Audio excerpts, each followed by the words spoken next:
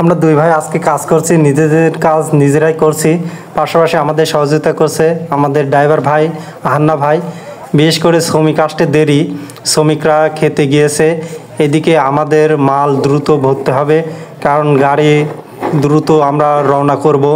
এজন্য আমার বড় ভাই প্রথমে কিছুটা রসুনগুলোকে ঝেড়ে দিচ্ছে। এই রসুনগুলো শুকে গিয়েছে, এজন্য উপরে কিছু চামড়া বা চুষা বেরোয়ছে। এজন্য এই চুষাকে ঝেড়ে না দিলে বস্তার মধ্যে দেখতে খুবই খারাপ দেখায় এবং এর মান কমে যায় এবং বাজার দাম কমে যায়। এজন্য আমরা একটু ঝেড়ে দিলে এর মান খুবই দেখতে ভালো লাগে এবং মানও ভালো এবং বেচাও ভালো হয়। এজন্য বড় ভাই প্রথম অবস্থায় শুরু করেছে, এরপরে আমি কিছুটা ঝাড়বো, এরপরে হান্না ভাই ঝাড়বে। এভাবে আমরা আমাদের কাজটি দ্রুত এগিয়ে নিতে চাচ্ছি। এরপরে শ্রমিকরা যখন খাওয়া দাওয়া করে আসবে তখন তারা দ্রুত আমাদের কাজটি কমপ্লিট করে দিবে। এজন্য আমরা নিজেরাই আগে শুরু করে দিলাম যাতে দ্রুত আমাদের কাজটা এগিয়ে যায়।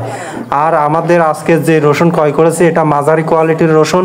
এই রসুনের আজকে বাজার দর 2800 থেকে 3000 টাকা। এই রসুন আমরা বিভিন্ন মুকামে পাঠাবো, বিশেষ করে ঢাকা, খুলনা, ঠাকুরগাঁও এই মুকামগুলোতে আমরা পাঠাই।